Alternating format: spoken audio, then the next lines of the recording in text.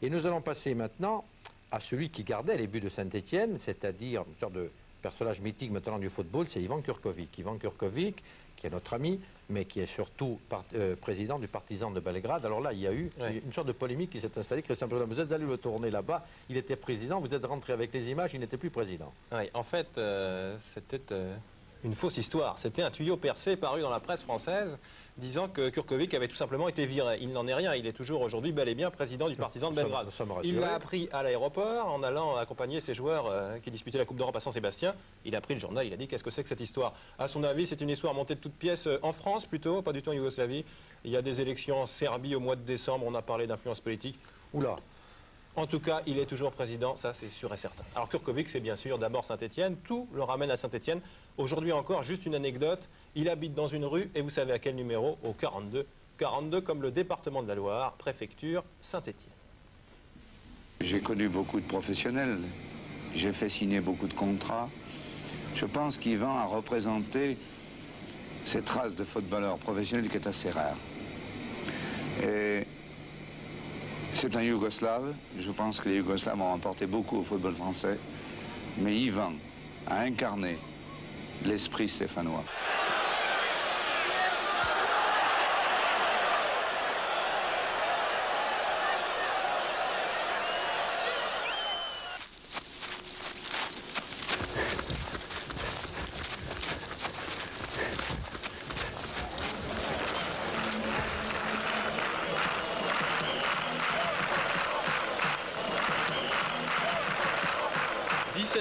17 ans après, il était parti gardien de but, il revient président, Belgrade, stade du Partizan, l'antre d'Ivan Kurkovic.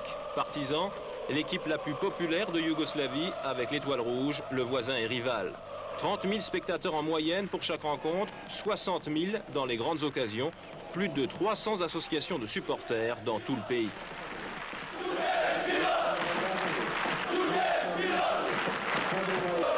Dans ce stade, Kurkovic s'est fait un nom. Plébiscité en février 89, après que le club eut traversé une très grave crise, il balaye ses dernières réticences et replonge dans ce monde du foot qu'il avait complètement quitté.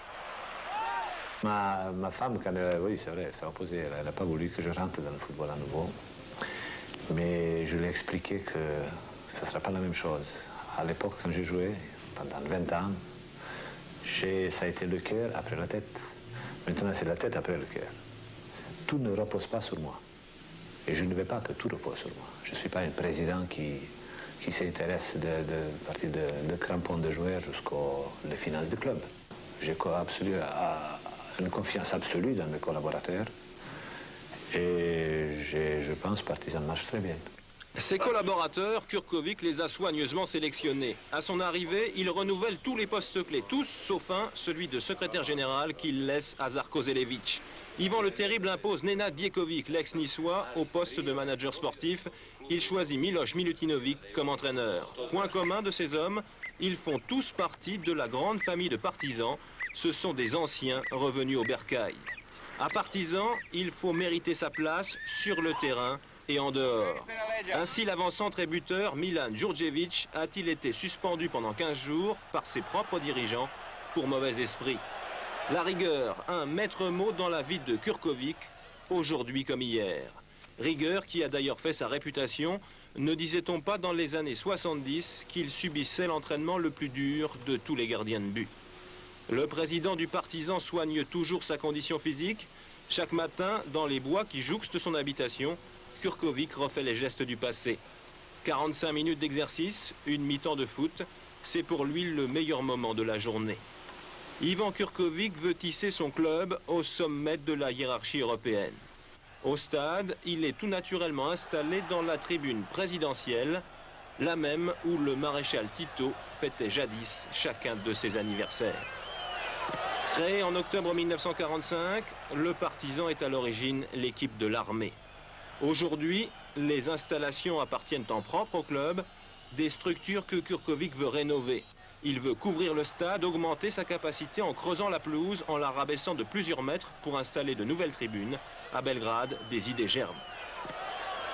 Il faut aménager aussi autour du stade, construire un grand hôtel, une grande chaîne des hôtels qui nous sollicitent déjà.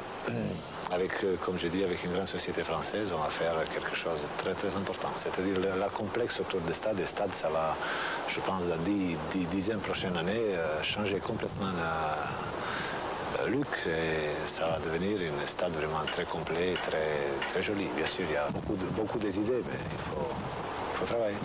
À 47 ans, Ivan Kurkovic se veut président bâtisseur. Il n'oublie pas qu'adolescent, il avait participé à la construction du stade de Mostar de ses propres mains, simple ouvrier sur une pelouse chantier où il allait devenir joueur professionnel.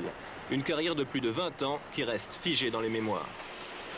Vous savez, je restais dans l'esprit des gens, je restais toujours un joueur de foot. Et je suis fier que l'image de marque est ça. Je ne suis pas un homme d'affaires. Et je ne serai jamais un homme d'affaires. Même je ne peux pas me plaindre, je réussis bien. Mais l'image d'Ivan Kurkovic, c'est l'image de joueur.